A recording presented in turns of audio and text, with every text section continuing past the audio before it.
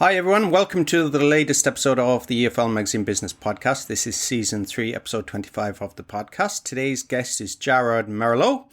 Jarrad is the Principal Consultant of nounsandverbs.com, where he helps schools, publishers and companies digitize their language learning and testing products, content, assessment, media, marketing, teaching and strategy. He co-founded and spent the last 10 years building an EdTech company called E2 that specializes in B2C and B2B high-stakes English exam prep that has registered over 1.5 million users. He's also the face of E2's YouTube channels that have over 2.5 million subscribers.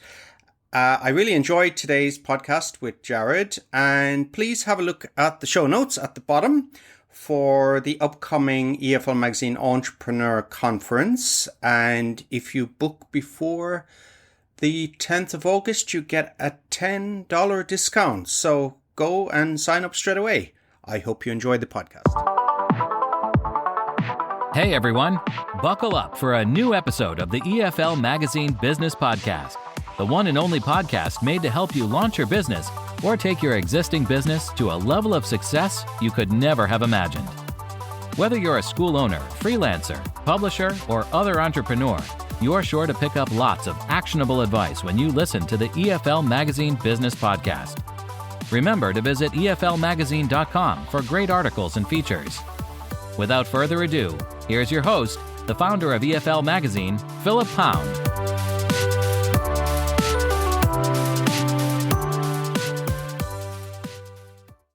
Great. Good morning. Hello, everybody. Welcome back to the latest episode of the EFL Magazine Business Podcast.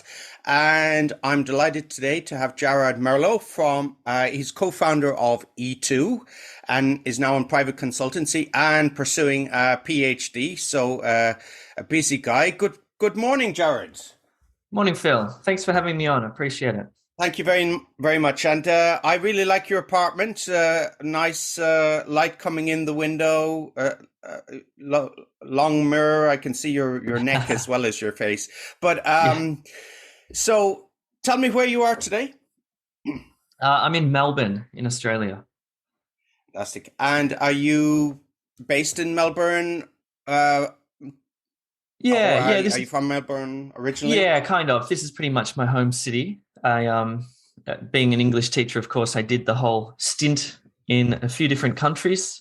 I think I taught English in Indonesia, South Korea for a couple of years. I studied in India, spent some time in an Aboriginal community in the north of Australia. Where else have I been? I'm probably forgetting somewhere, but so I've done the traveling around thing in my 20s, and then came back here when I was about 25, and that's when I started E2 actually with a couple of other co-founders. So tell me a little bit about your studies and travels and work in Indonesia, India. Yeah. Oh, look, man, that was just pivotal. It was such a I came from a pretty small country town. I grew up in a small country town, so I was desperate to sort of get out and see the world. So I started off in Yogyakarta in Java in Indonesia, studying Bahasa Indonesia, the language, and also had the opportunity at the ripe old age of 20 to teach English at a university without having any idea of what I was doing, man. Like I was just complete beginner. But that was a great experience. So I stayed there for a year. After that, I went to India and studied philosophy. I was very interested in Eastern philosophy. I still am. It's just a sort of personal passion of mine to read into Buddhism and Hinduism and stuff like that. I find that stuff really fascinating, the contemplative traditions. So I had the opportunity to study at University of Mysore for a semester, philosophy, social sciences, the language, Sanskrit, and the local language, Kannada, of which I remember zero. But that was a extraordinary experience. And then following that, I went and lived in South Korea for a couple of years and taught English and avoided drinking too much booze, which seems to be what the main hobby of English teachers in South Korea. But I had the opportunity there to teach at a pretty exclusive private, one of those foreign language high schools. I think it was the second best high school in the country in terms of in terms of grades. I don't know if I'd call it the best school, but in terms of their study habits, but they studied a lot. That was interesting. And then I had a really unique experience living in a very small Aboriginal town in it's called Northeast Arnhem Land, or Yirrkala, where they speak their first language is Yungu Mata, and they speak several other dialects. And I think English is their fourth or fifth language. So I spent a year there doing some social work, mucking around. Played a little bit with the language there. Of course, it's a pre-literate society, so they don't really have a written language. They do now, of course. Some very interesting stuff going on there. And then I came back to Melbourne and taught English in an English school here. Did a master's degree in applied linguistics, focusing on technology and language learning. That seemed the sort of right thing to do at the time. It probably still does. I think, obviously, especially post-COVID, everything's technological. So yeah, and now, we can talk about E2. That was I did that for 10 years, that company. But now I've just left E2 about 3 months ago. I'm doing a bit of private consultancy before I start a PhD in applied linguistics and language assessment in particular. There's a lot to pick apart there. And you talked about beer drinking in Korea, but I've tasted Korean beer, so it's easy enough to avoid. Sorry for all there's only Koreans two. There's only two. That's right. They're ripe for a craft beer revolution like we've had in Australia.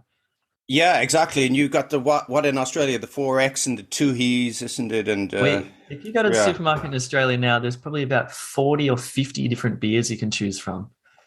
Like we've had the craft beer revolution. In fact, I think everybody's now turning back to the 2E's and the 4X because they're sick of pineapple flavored beer and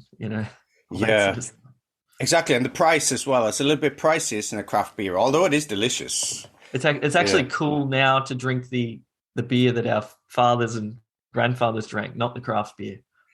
It's like the what they call builder's tea, isn't it? Where they had all these hipster places, you could get your oolong and your pu'er tea, and then they have like builder's tea, which is just your regular bog standard tea that we all grew up with. Yeah, that's what they go back to. And interested to hear about going to Mysore in India. And of course, the big news over the past few weeks has been Nalanda is going to be reestablished. They're building Nalanda again. I don't know if you've heard that story. No. Yeah, I think I'm not quite sure of the plans, but over the next few years, you're going to rebuild Nalanda University. So keep an eye out for that one. So tell me about coming back. You spent how many years abroad? I think I was away for about 6-7 years, something like that. Yeah. And how about the reverse culture shock coming back? Was it okay coming back to Australia? You were able to settle in pretty easily? Yeah, look, it definitely took some time. 25, especially Korea was the country just before I came back to Australia, and it took a while. It took a while, definitely. Luckily, Melbourne is such a great city, and I grew up, 3 hours south of here, so it did feel like home.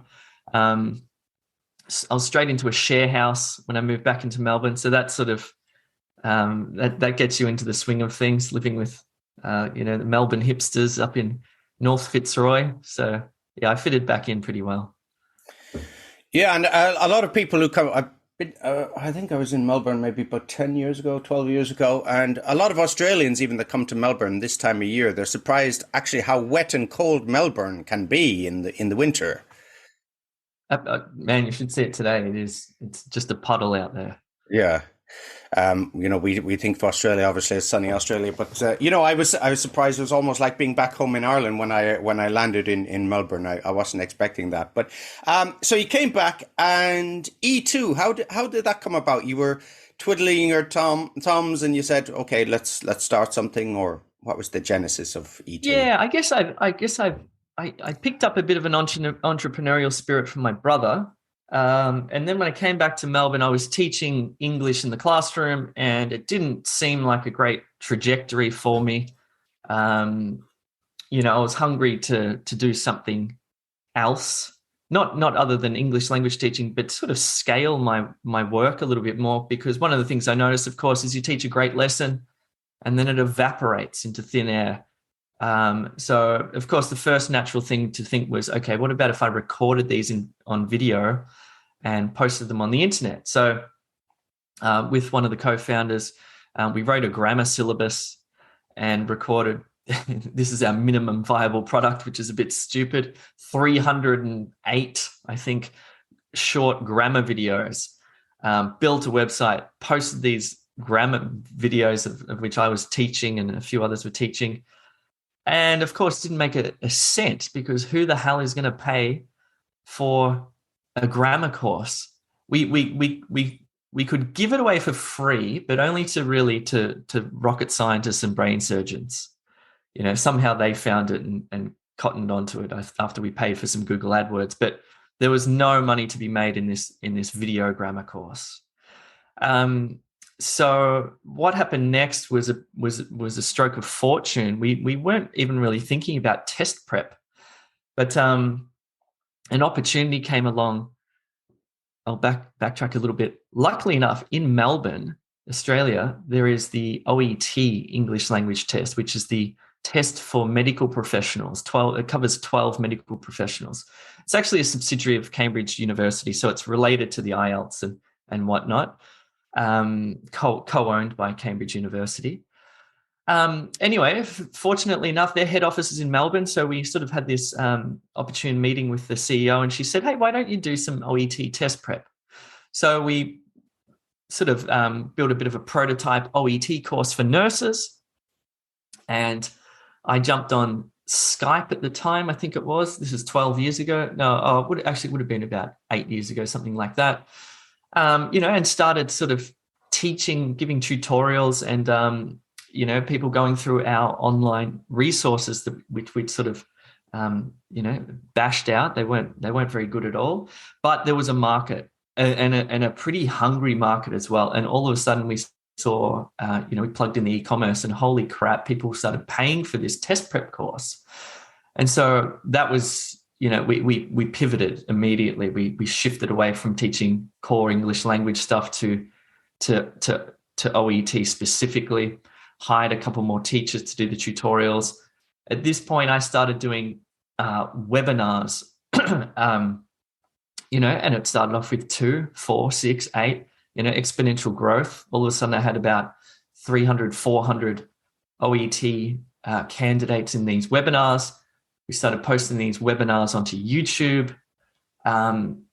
We started getting traffic from YouTube coming across to the website. It created this nice cycle. So we had one test down. And then at about that time, PTE Academic, which is owned by Pearson Publishers, was new on the market. It had a bit of a following, a candidature in India, very little social media around it. Like if you went to YouTube and searched PT Academic essay, whatever, there might be 2 or 3 pretty crappy videos.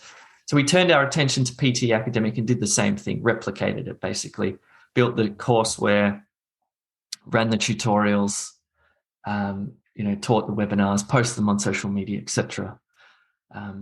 If you got any questions, just stop me because I can ramble on. No, not at all. I'm fascinated. I just had an observation to make, and I'm sure this is something that you've by your tone of voice is that you're imparting to me, is that first you put in all this grunt work, all these videos. I don't know how many hours you poured into it. Hundreds. Yeah. Hundreds of hours. And there was absolutely no market for it. No. Okay. And then secondly, you had the market and you just needed to build a product. Yeah, in a sense. I mean,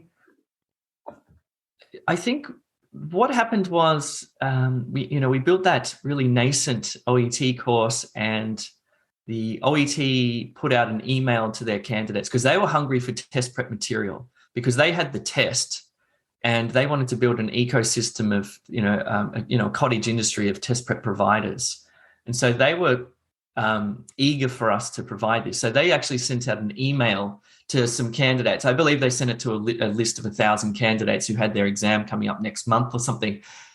And and we saw all these people signing up for free. We had a freemium offering on this website that we built, a free offering. Holy shit, if I may swear, we were like, whoa, people are actually signing up for free.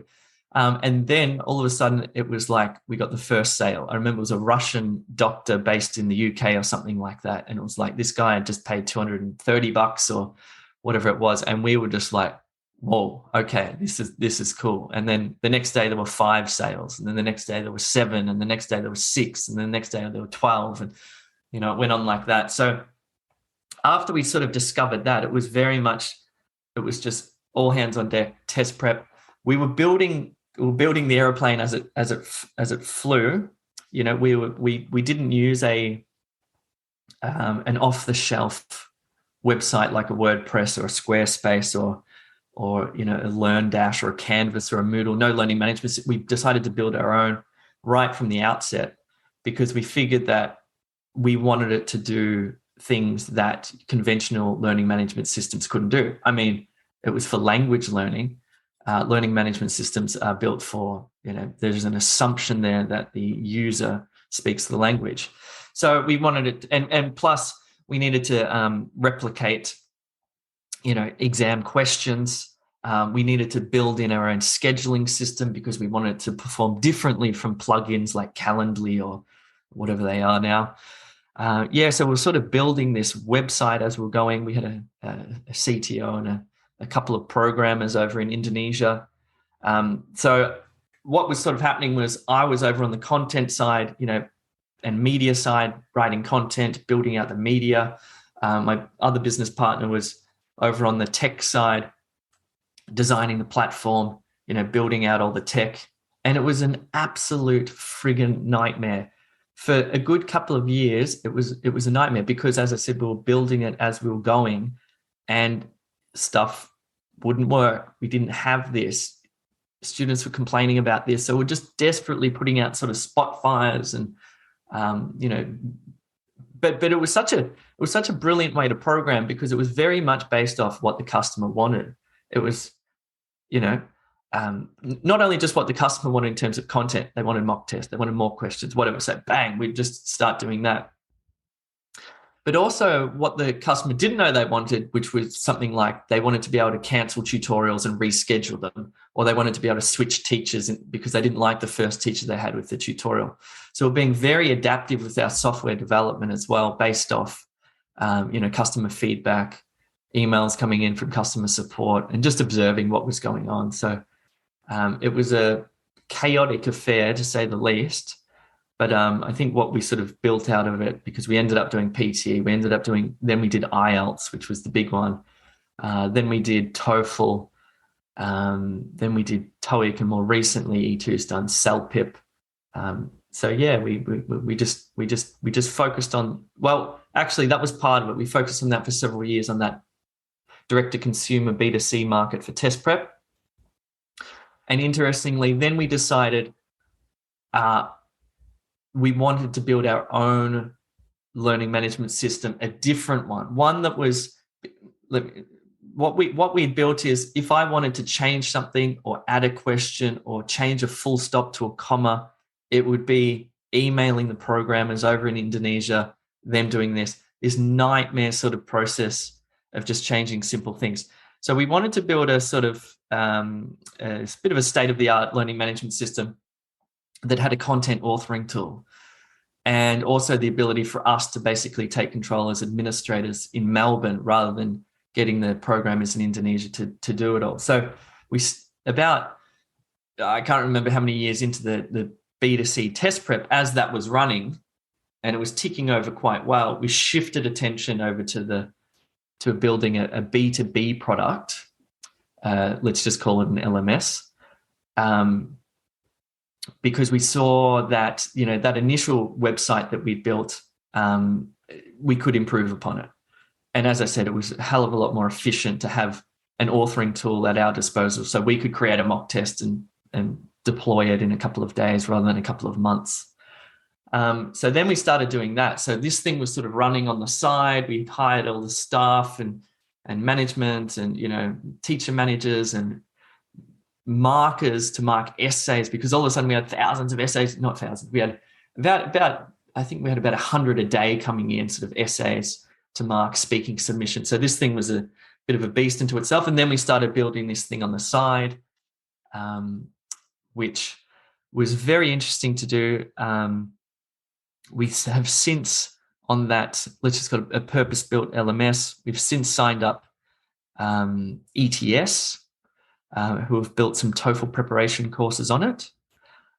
We've signed up Pearson publishers, the biggest education publisher in the world, who have put some exam prep courses on it to run out to schools, and a few other providers, some universities, English language schools, etc. So chaos, but very interesting process. Yeah, I'm not sure if you're familiar with the phrase. Maybe you are, but it's not a phrase I use. It's one of these corporate speak. It's corporate speak. But boil the ocean. Do you feel that you were kind of boiling the ocean a bit, as in, you were using proprietary software, you were building it all, you chose not to use third-party plugins. In hindsight, do you think that was a good idea? Obviously, now you say it's a great learning experience, but on balance? I reckon it was a great idea. It was torturous, and it would have been so much easier just to go, you know what, we're going to use Moodle or Canvas or whatever. However, those platforms cost a lot of money to run, especially when you get large user volume like we had. In fact, on one of those Moodles or Canvases, you can't really run a freemium premium offering. And that was what did it for us, because, we would need to sign up, whatever it is, 80 to 100 students for every paying customer. So we had this massive free sign-up rate. And then the objective for us was to convert them to paying customers through building bloody good product and also marketing really well, social media, calls to actions, all the whole thing. So it was all about became a conversion game for us. Had we have used an off-the-shelf LMS, we wouldn't have been able to play that game. We would have needed to have the students there already. I understand that for schools and for universities, they've got a pipeline of students coming in that they get through marketing and through education agents, etc. So they don't really need to fill. We used to call it the swimming pool. Fill the swimming pool with free users, from which you would convert, a handful, which then became your daily revenue, etc. So no, it was. And then the other thing, I guess, was also, there were two things. One, you own the software, you own the IP. If you're using someone else's LMS, you don't own that. And let's say you build a really good business, well, you can't sell that to a company. You can never do an acquisition, because they wouldn't buy. Well, they can't buy it. It's not your software. So we own the source code for this software. So, one day, should we want to sell this company, we can. And the other thing which was critical was, because the software was proprietary, we were building it ourselves, we could think of cool things to do with it. We wanted to build a study scheduler, so students knew on what days they needed to do which practice questions, and we wanted to, as I mentioned before, with the scheduling tool, we needed it to perform all these functions that plugins wouldn't perform, and critically. Even just with the user interfaces, we needed it to look and smell and feel like a PT academic test and not like something else. Yeah, so in the end, I think it was a very brave, courageous, crazy decision pretty much from my co-founder, actually. I kicked and screamed, but went for the ride, but I think it was worth it. And a lot of people who work in this space as exam prep, it's quite competitive, to say the least. What you say is maybe students are harder to convert to paying customers. There's a lot of free stuff out there, YouTube videos, cheaper providers, for example. And also, your students are not going to be with you long term, are they? Hopefully they will pass the exam as quickly as possible and, bye-bye, they won't see you again. So how did you meet those challenges? Yeah, good question. you're right. You don't get recurring revenue from a test prep student unless they fail. So subscription models didn't really make sense for us. It was packages. They would buy a package, and the package would come with X number of tutorials, X number of writing feedback, or number of live classes. So we had to really think about the business model and think, okay, what are we offering here? How can we divide this up? How can we separate the gold package from the silver package? All that sort of stuff. So we did end up, building a pretty good business model around test prep. So the packages were appealing. Then with conversion, you're right.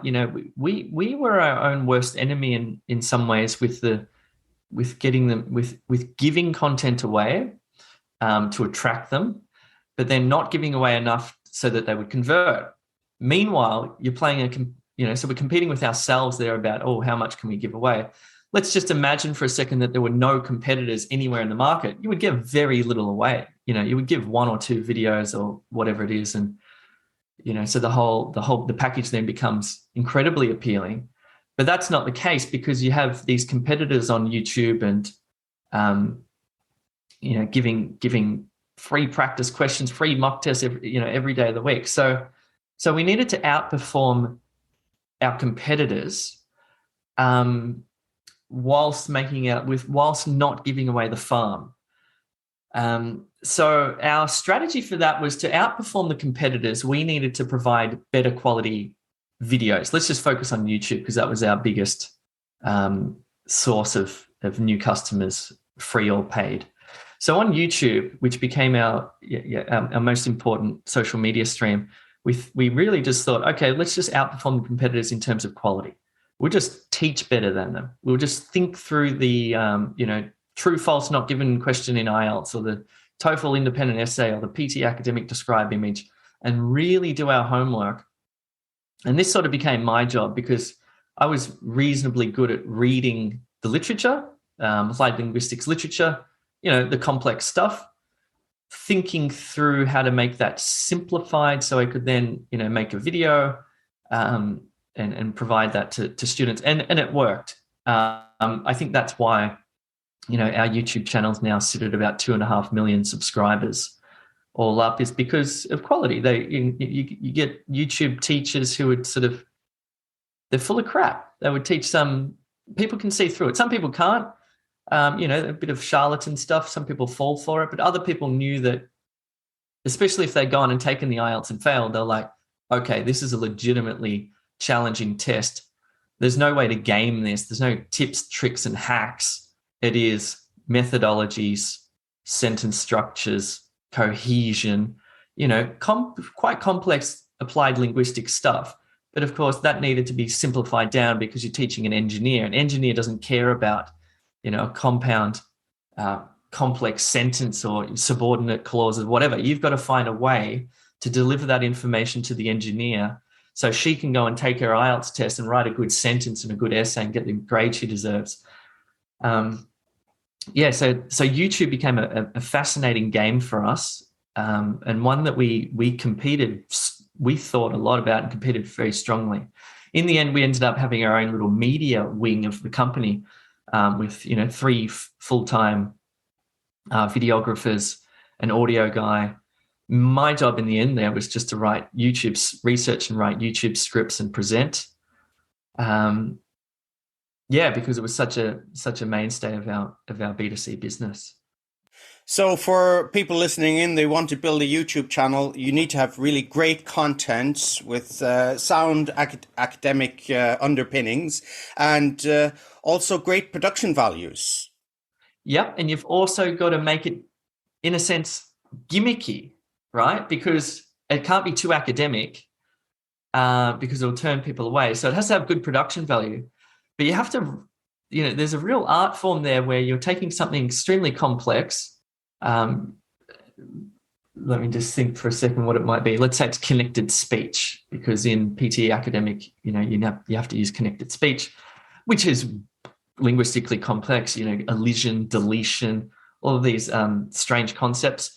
but you have to deliver that in a way where you never use that sort of meta language, and it just makes sense. So you might do it sort of deductive teaching, where you give them the example first, then show them how to do it, rather than talk to them about the theory of it and then get them to do it. So we developed all these really cool teaching techniques as well. I think it really helped me as a teacher about how to structure information, simplify stuff.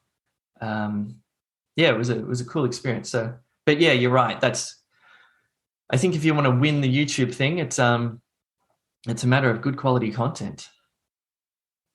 And also, you mentioned a lot of people who try to compete in the marketplace. It's about creating more noise, as you say, a little bit more gimmicky. They try to maybe niche, or they look at targeted ads. But at the end of the day, if the content itself, if the value proposition is not good, people won't buy, and they won't refer their friends, and you won't retain them as a customer.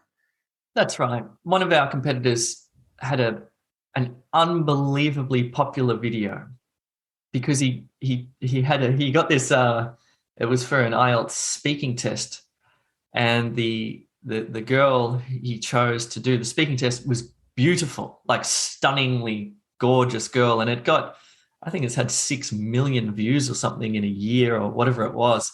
But if you read the comments below the video, people aren't there to learn about IELTS. They're there because it's incredible clickbait.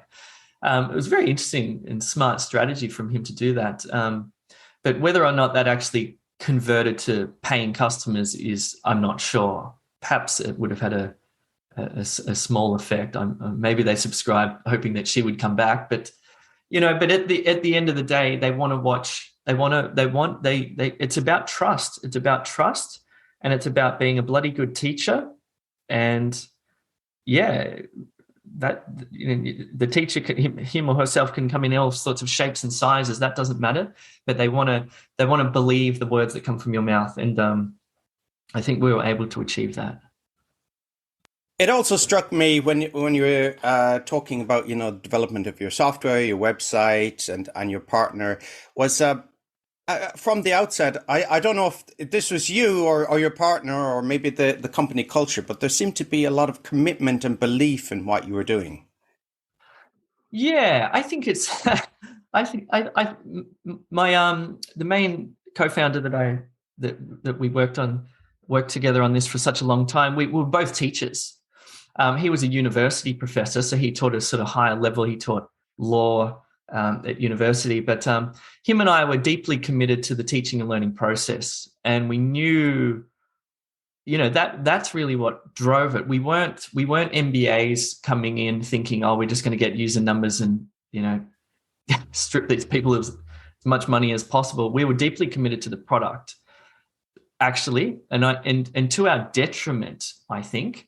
It wasn't until we got a few sort of shrewd finance savvy people in that we were able to sort of pay more attention to revenues and conversion rates and the bottom line, really. So we were too busy in product and tech, content and tech, to really notice that. We did pretty well, considering neither of us had a background in business or finance or anything like that. But when we brought in some MBAs, they were then able to sort of enhance the product and the business, if you like. I think we would have done all right, but maybe not. Maybe we would have hit a roadblock just because we would. It's really hard to beat the teacher out of a teacher. It's really hard to make a teacher a business person. I ended up being okay at it. It's definitely not my predilection. I'm a classroom teacher by nature. I tried to convert a few teachers into sort of a more business mindset, and it was bloody difficult because they're too focused on quality of product, etc., and not focused on, okay, we actually need to get revenue in and whatnot.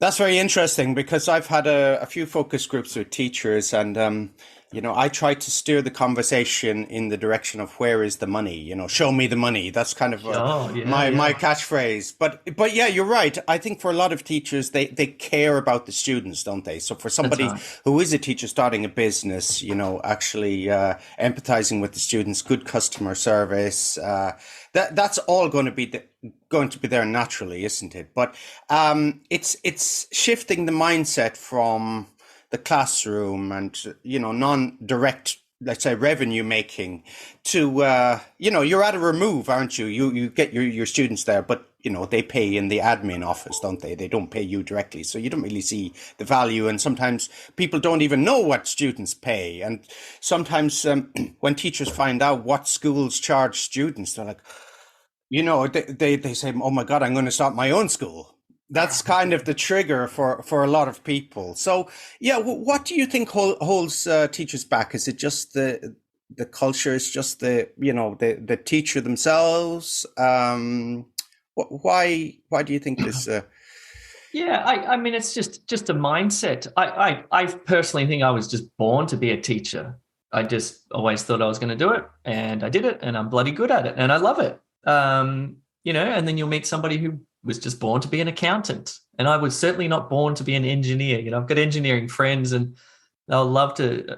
I go around to the house, and they'll be tinkering on car motors and stuff, and I'll sit in the corner and read a book on linguistics because I'm just like, oh, I don't care how an internal combustion engine works, So, but in saying that, if you're a teacher and you've got an entrepreneurial streak, or you just want to get out of the classroom, or have the autonomy to work for yourself, or something like that, you have to at some point sacrifice the care and attention that you'll give to an individual student, for example. It will take up too much of your time. It becomes about time. You need to think, okay.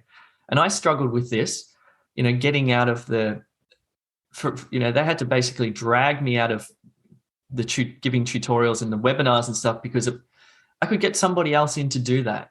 Once I had sort of created the content, created the system, that sort of thing, I could get somebody in to then do that job. Then I could move on to another job and sort of create those structures and get somebody in to do that. And then I could move on to the next thing. So I was very good at creating those systems and the content and whatever, but I wasn't good at hand delegating and handing it across because I felt too much care for the product, for the students, etc.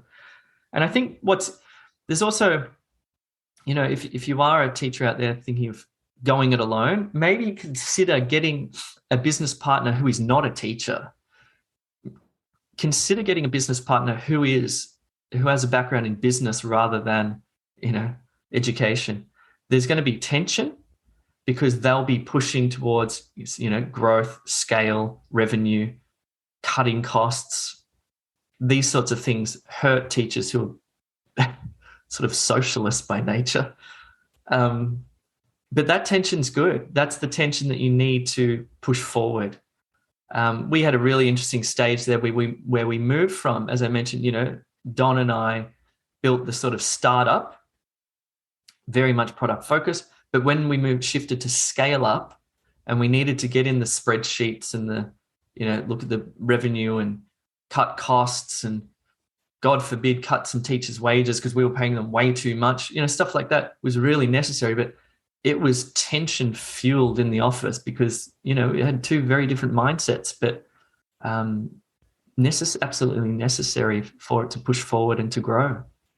Depends if you want to grow though, because there's also this crazy idea that everything should scale, and maybe things shouldn't scale. Maybe you should just build a little boutique business and keep it at 3 people and you'd live a happier life. Scale is a pretty crazy experience. It's not particularly. It's kind of thrilling, but you always, as a teacher, you always try not to sacrifice any integrity, product integrity, content integrity, etc., pedagogical integrity, but you have to. Yeah, a shout out to Ian Simpson, who I've interviewed here in the past on the podcast. And Ian, I think he's 3 schools maybe now. Ian, you'll correct me, I'm sure, but he has 3 schools. He can go surfing. That's he doesn't need to scale anymore. He says that's, Please, I'm please. a satiated state, isn't that what Bismarck said? But you brought the point about having a good partner and people who can kind of complement, supplement, maybe work against you as a counterbalance to maybe some excesses or, mind blocks that people have. It kind of reminds me of what was it? Say, if you have an accountant as a CEO, you'll have a business but no sales. If you have a salesperson as a CEO, you'll have sales but no business. But Yeah. I wonder, so a lot of people, they come from, like, say, engineering background. And of course, nowadays with, since the 60s, 70s, Intel and, the newer companies, Microsoft, Apple, etc., come from that area. But traditionally, there would have been a lot of accountants. People come from an education background. So your partner, you came from obviously education background. Your business partner. So one of them came from law, legal professor, but he had we were complementary to each other because he was a systems thinker. I'm a very linear thinker. He could think in systems. So I was really good at content development and sort of, the pedagogical stuff. I mean, my background was in linguistics, his was law. He was really good at the tech stuff, designing tech, because tech's very non-linear. It's building systems that interlink and stuff like this. So we had sort of complementary skill sets there. Then one of the other early employees who became the CEO, still the CEO, was a banker in his past life. And so, he was great at bringing in, we raised a bit of capital. He was great at just watching the revenue going in and out and making sure we were staying alive, because it's the bloodstream. And, our focus wasn't there. So, you want to pick people who are dissimilar to you, I think. If I were to do a startup again, I would pick people who perhaps I wouldn't even like them, but I'd want to like them, but certainly have dissimilar skill sets, because you don't want to choose somebody who thinks similarly to you. That's not going to help. Absolutely. It's kind of like a bunker mentality. It's like all the generals around Hitler or something. But maybe that's an extreme example. But yeah, I've seen some vocab learning software designed by engineers. That's pretty wacky stuff, isn't it? Dude, I'm fascinated by phone applications for language learning, websites for language learning, and I look at their sort of pedagogical integrity, efficacy, and there's a lot of improvement. Let's say some of those big ones. I muck around on some of those big commercial applications, Duolingo, Mondly at the moment. I reckon I can do a Mondly lesson, and I don't reckon I learn anything, to be frank with you. They seem to be good and Duolingo seems to be pretty good for revision of already acquired languages.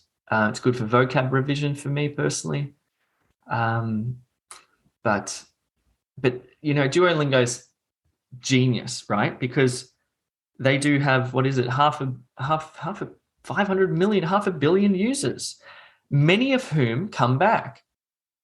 Their retention rates are actually bloody good because they put a lot of effort into those extrinsic motivators.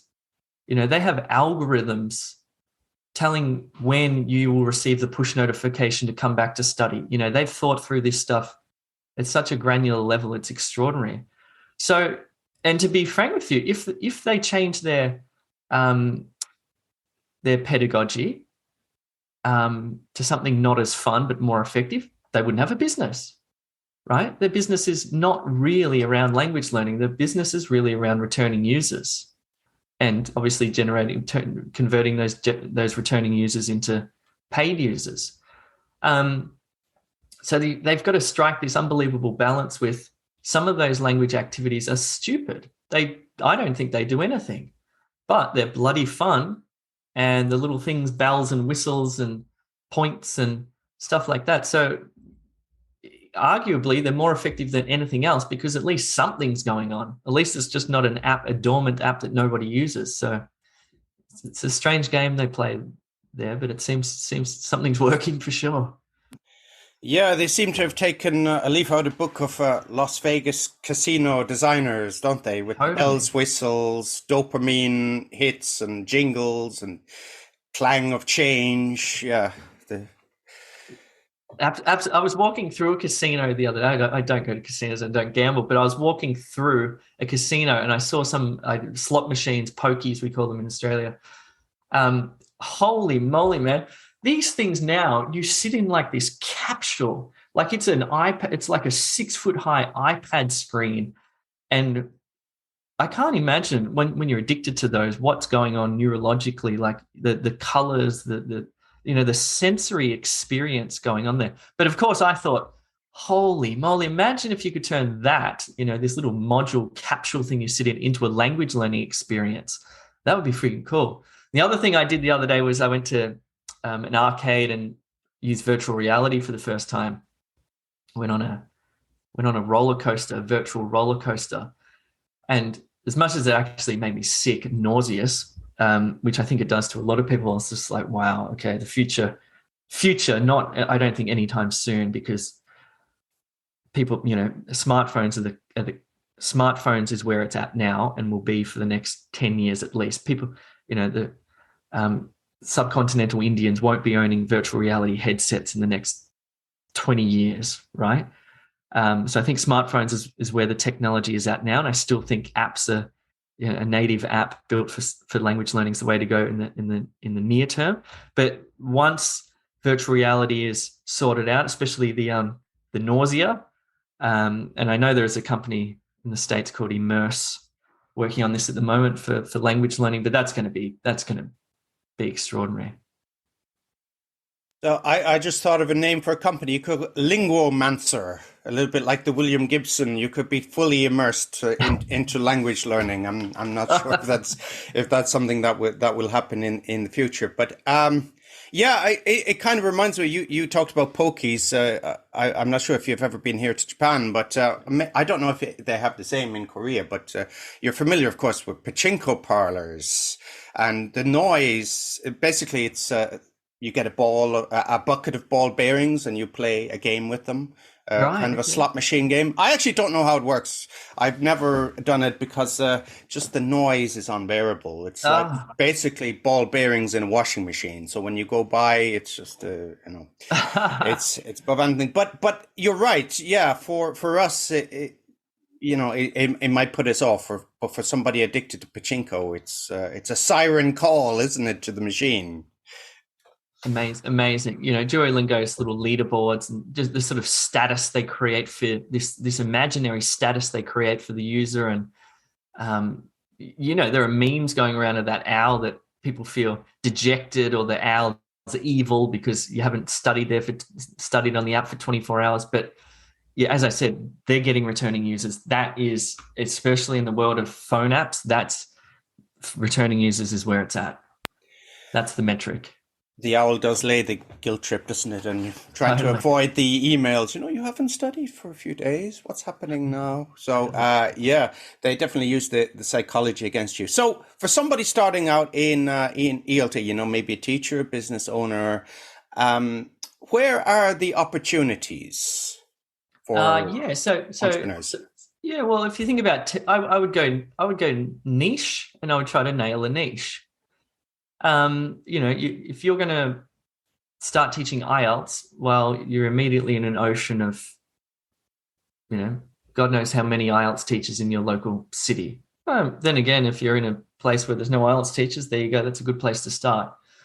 I would focus on sort of, like we did. We focused on OET first, a niche test with very few competitors, very, very difficult subject matter. So bloody hard to write an OET mock test, for example. Extremely valuable. But if you can teach yourself that skill, then that's a good thing to do.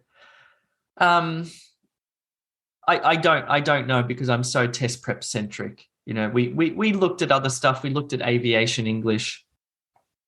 We looked at English for taxi drivers. We looked at some business English stuff, but B2B is very difficult, selling to businesses. B2C is a challenge, because you have to have that swimming pool, you know. If I could give away a solution, I would, but I don't know. You know, in many ways, we were lucky that we found a market, to be honest, because it could have just as easily, the story of E2, the counterfactual story could have been that CEO of OET never invited us to build the thing, and the business was dead, and we terminated it, and that was it. And I'm teaching English in the classroom, but there you go.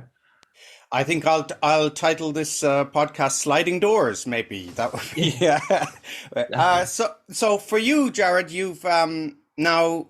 Oh, I don't like to use the word departed. It sounds a bit final, doesn't it? But you're now. I see you're still on the website. You still do some teaching for E2. No, I've just a bit of they're legacy videos now. So my face will be around. In a sense, I felt like it was mission complete for me. I'd helped to build out the B2C. It was ticking over. The content's done. There's enough videos on YouTube to last the next 15 years. We got some really smart product people to come in. So I sort of stepped back. Well, not even stepped back. I departed. I'm finished there. I had an opportunity I got offered a PhD scholarship at the University of Melbourne. And it really, for me, that felt like the next step for me. I've had this sort of interest in test prep, and more than an interest, obviously, but I wanted to take that to the next level. So my PhD will be in language assessment. I'm still very interested in mobile technology in general for language learning. So my PhD research will be developing a language test that will be smartphone delivered. And I'm particularly interested in building language tests for specific purposes. So what I'm planning to do is to go into the aged care industry to build a diagnostic English language test for aged care workers. And, following that, I might try and build one for engineers, because I'm very much interested in language assessment being fairer. I think it's very unfair that you might be an engineer and you have to write an essay on something totally unrelated to engineering. These language assessments are pretty blunt instruments as far as I'm concerned right now. Look, they're amazing. They're amazing, but I still think they're blunt in the grand scheme of things. I'm a big fan of the OET, because if you're a doctor, you'll be reading case notes, written for doctors. If you're a physiotherapist, you do the same for physiotherapy. So what my research will entail will be to actually go into these environments, aged care homes, and look at the language that's used. It's called a domain analysis. So I'll be going in and actually looking at all the verbs and nouns and adjectives used in an aged care home, which will be fascinating. There'll be, I'll tell you an interesting story. I just got married, and my wife is originally she was born in Afghanistan. She came here when she was 6 years old. So she's been here for a long time, but. And her family own and run a commercial bakery they bake Afghan cakes and cookies.